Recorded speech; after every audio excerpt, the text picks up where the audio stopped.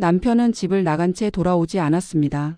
현관은 조용했습니다. 아이가 잠든 밤이었고 집 안에는 불이 켜져 있었습니다.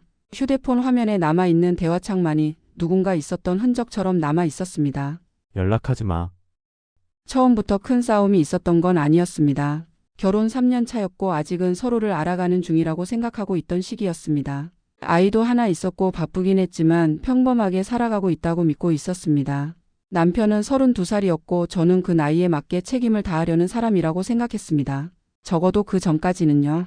이상하다고 느낀 건 아주 사소한 순간이었습니다. 휴대폰을 내려놓는 속도, 대화가 끊기는 타이밍, 갑자기 줄어든 말들. 처음에는 피곤해서 그렇다고 넘겼습니다. 일 때문이라고. 요즘 스트레스가 많다고 스스로를 설득했습니다. 결혼 생활이 원래 그렇다고 생각하고 싶었습니다. 그런데 어느 날부터 남편의 귀가 시간이 설명되지 않기 시작했습니다. 늦는다는 말은 있었지만 이유는 늘 같았습니다. 바쁘다는 말, 약속이 길어졌다는 말. 저는 더 묻지 않았습니다. 괜히 의심하는 사람이 되고 싶지 않았기 때문입니다. 아이 앞에서 표정을 관리하는 것도 이미 버거운 상황이었습니다. 결정적인 건 카카오톡이었습니다. 우연히 보게 된 이름 하나, 프로필 사진 하나, 20살 여자였습니다.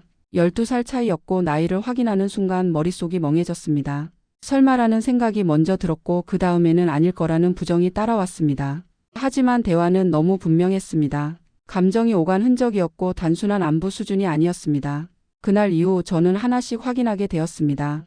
통화 기록과 사진, 남아있는 메시지들, 몸을 섞었다는 직접적인 증거는 없었습니다. 그래서 더 혼란스러웠습니다. 이 정도로도 외도라고 말할 수 있는 건지, 법적으로 문제가 되는 건지 아니면 제가 과민한 건지 스스로에게 계속 질문하게 됐습니다. 하지만 감정은 이미 충분히 무너져 있었습니다. 그 사이 남편은 점점 집에 들어오지 않기 시작했습니다. 하루 이틀이 아니라 며칠씩 연락이 되지 않았고 결국에는 아예 잠적 상태가 됐습니다. 2달이 지났습니다. 집에는 오지 않고 연락도 없습니다. 아이는 매일 같은 질문을 합니다. 아빠는 언제 오냐고요? 저는 그 질문에 아직 대답을 정하지 못했습니다. 증거는 손에 쥐고 있는데 사람은 사라진 상태였습니다. 카톡 증거도 있고 통화 기록도 있고 사진도 있습니다. 그런데 가장 중요한 당사자는 아무 말도 하지 않고 있습니다. 그래서 저는 더 막막해졌습니다. 무엇부터 해야 하는지, 어디까지 준비해야 하는지, 지금 이 상황에서 움직이는 게 맞는지조차 판단하기 어려웠습니다. 아이 문제는 더 복잡했습니다. 아이는 아직 어리고 저는 혼자 아이를 돌보고 있습니다. 남편 쪽으로 아이를 보내야 하는 건 아닌지, 그게 아이에게 더 나은 선택인지 혼자서 계속 고민하게 됐습니다. 아이를 생각하면 감정적으로 움직이면 안 된다는 걸 알면서도 마음은 쉽게 정리되지 않았습니다. 주변에서는 여러 말을 합니다. 바로 소송을 하라는 말도 있고 증거를 더 모으라는 말도 있습니다. 몸에 증거가 없으면 불리하지 않겠냐는 이야기도 들었습니다. 그 말을 들을 때마다 저는 더 혼란스러워졌습니다. 이미 충분히 아픈 상황에서 무엇을 더 증명해야 하는 건지 이해하기 어려웠기 때문입니다.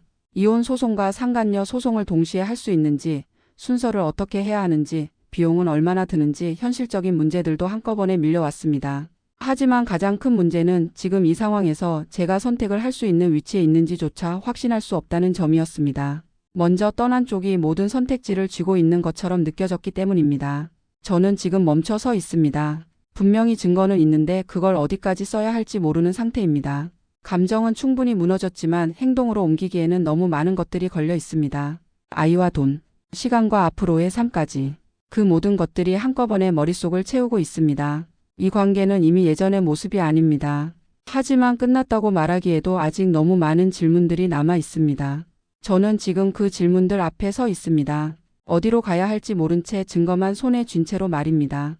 남편이 집을 나간 이후 저는 한동안 아무것도 하지 않았습니다. 울지도 않았고 따지지도 않았습니다. 그저 하루를 넘기는 데 집중했습니다. 아이를 재우고 집을 정리하고 다음 날을 준비하는 반복이었습니다. 그 시간 동안 제 감정은 멈춰 있었고 오히려 머리만 계속 돌아가고 있었습니다. 그러다 어느 순간 깨달았습니다. 지금 이 상황에서 감정은 아무런 역할을 하지 않는다는 사실을요. 화가 나도 달라지는 건 없고 슬퍼해도 돌아오는 건 없었습니다. 그래서 저는 방향을 바꿨습니다. 느끼는 대신 보기로 했습니다. 사람을 보지 않고 행동을 보기로 했습니다. 처음으로 집중한 건 연락이 끊기는 방식이었습니다. 갑자기 사라진 게 아니었습니다. 갈등이 생기자마자 설명 없이 빠져나갔습니다. 책임을 져야 하는 순간이 오자 대화를 끊고 물리적으로 거리를 두는 선택을 했습니다. 저는 그걸 비겁함이라고만 생각했는데 곱씹어 보니 하나의 패턴처럼 보이기 시작했습니다. 남편은 늘 선택의 순간에 말을 흐렸습니다. 분명한 입장을 요구하면 대답 대신 시간을 끌었습니다. 명확한 질문을 던지면 다른 이야기를 꺼냈습니다. 그리고 더 이상 피할 수 없을 때는 자리를 비웠습니다. 집을 나간 것도 연락을 끊은 것도 같은 방식이었습니다. 문제를 해결하지 않는 대신 문제에서 사라지는 쪽을 택한 겁니다. 그때부터 저는 다르게 보기 시작했습니다. 이 사람이 강해서 이 상황을 만든 게 아니라 약해서 도망치고 있다는 생각이 들었습니다. 떠난 쪽이 주도권을 쥔 것처럼 보였지만 사실은 책임을 감당할 수 없어서 빠져나간 선택이라는 게 조금씩 보였습니다. 증거를 다시 보았을 때도 감정은 앞서지 않았습니다. 대화의 내용보다 반복되는 구조가 눈에 들어왔습니다. 감정이 깊어질수록 말을 아꼈고 관계가 드러날수록 자취를 감췄습니다. 상대가 어리다는 점도 그제야 이해됐습니다. 동등한 관계가 아니라 통제하기 쉬운 쪽을 택한 선택이라는 생각이 들었습니다. 이건 실화 사연입니다. 누군가를 비난하기 위해서가 아니라 관계가 어떻게 무너지는지를 지켜본 사람의 기록입니다. 그 무렵부터 저는 더 이상 남편의 연락을 기다리지 않았습니다. 언제 돌아올지 무슨 말을 할지 상상하지 않았습니다. 대신 이 상황에서 제가 할 수 있는 것과 할 수 없는 것을 나누기 시작했습니다. 감정적으로 매달리는 건 할 수 없는 일이었고 현실을 준비하는 건 할 수 있는 일이었습니다. 아이 문제도 같은 기준으로 보게 됐습니다. 아이에게 아빠가 필요하다는 생각과 지금의 아빠가 아이에게 어떤 존재인지에 대한 질문은 달랐습니다. 부재 자체보다 불안정한 존재가 더 위험할 수 있다는 생각이 들기 시작했습니다. 그 생각은 저를 더 단단하게 만들었습니다. 주변의 말들도 그때부터 다르게 들렸습니다. 당장 싸우라는 말, 참으라는 말, 버티라는 말. 어느 쪽도 제 상황을 대신 살아주지는 않았습니다. 그래서 저는 결론을 미뤘습니다. 대신 준비를 시작했습니다. 결정은 나중에 하더라도 선택지는 제가 쥐고 있어야 한다고 느꼈기 때문입니다. 그때 처음으로 이런 생각을 했습니다. 이 사람이 사라진 이유가 저보다 유리해서가 아닐 수도 있겠다고. 오히려 선택을 해야 하는 순간이 두려워서 결정을 저에게 떠넘기고 도망친 것일 수도 있겠다고요. 그 생각이 들자 상황이 조금 다르게 보였습니다. 저는 아직 아무 행동도 하지 않았습니다. 하지만 예전처럼 막막하지는 않습니다. 지금은 기다리는 사람이 아니라 방향을 정하는 사람 쪽에 조금 더 가까워졌습니다. 관계가 끝났는지 아닌지는 아직 말할 수 없지만 적어도 예전의 위치로 돌아갈 수는 없다는 건 분명해졌습니다. 이제 남은 건 언제 움직일 것인가의 문제입니다. 그리고 그 선택은 더 이상 그 사람의 몫이 아니라는 것도 알고 있습니다. 아이를 기준으로 생각하기 시작했을 때 저는 처음으로 이 상황이 얼마나 되돌릴 수 없는지 실감했습니다.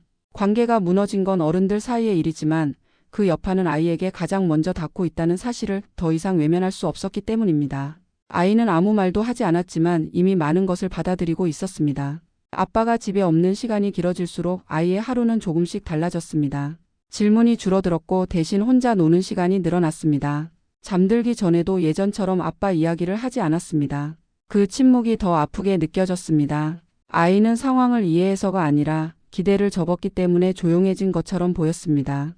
그 순간 저는 깨달았습니다. 이 관계를 유지하느냐 마느냐의 문제가 아니라 이미 아이는 변화된 환경 속에서 적응을 시작하고 있다는 사실을요. 아이에게는 아빠가 돌아올지 모른다는 희망보다 오늘도 같은 하루라는 안정이 더 필요하다는 걸 알게 됐습니다. 그 안정이 지금은 저 혼자서만 가능하다는 점도 분명해졌습니다. 현실적인 계산은 그 다음이었습니다. 감정적으로는 아이에게 아빠를 빼앗는 선택을 하는 것처럼 느껴졌지만 현실적으로는 이미 부재 상태였습니다. 아이에게 설명 없는 부재가 반복되는 환경과 한 명의 보호자가 책임지는 환경 중 무엇이 덜 상처가 될지 비교해 보았습니다. 그 질문 앞에서 더 이상 망설일 수 없었습니다.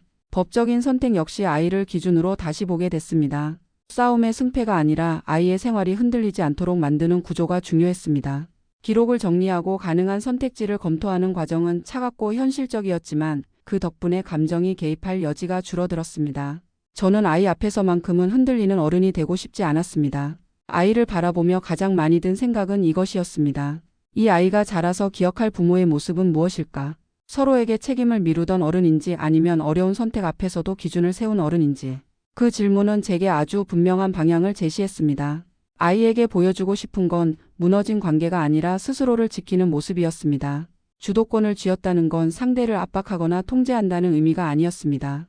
아이의 하루가 더 이상 상대의 선택에 흔들리지 않도록 만드는 것이었습니다. 언제 연락이 올지 모르는 상태, 언제 돌아올지 알 수 없는 약속 위에 아이의 삶을 올려두지 않겠다는 결심이었습니다. 지금의 저는 감정적으로 단단해졌다고 말할 수는 없습니다.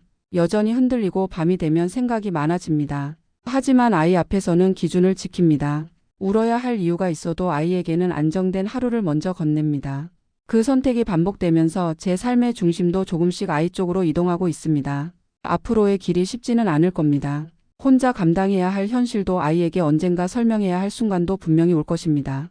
하지만 불확실한 어른을 중심에 두고 아이를 키우는 것보다는 명확한 기준을 가진 어른으로 남는 것이 더 낫다는 판단에는 흔들림이 없습니다. 이 이야기를 여기까지 꺼내는 것도 쉽지 않았습니다. 누군가의 동정을 얻기 위해서도 판단을 요구하기 위해서도 아닙니다. 아이를 품은 어른으로서 지금 이 시간을 어떻게 통과하고 있는지를 기록하고 싶었기 때문입니다. 아직 모든 결말이 정해진 것은 아니지만 아이의 하루만큼은 제가 지키고 있습니다. 이 채널에서는 말하지 못했던 이야기들을 전합니다. 구독해 두시면 다음 이야기도 이어서 들려드릴게요.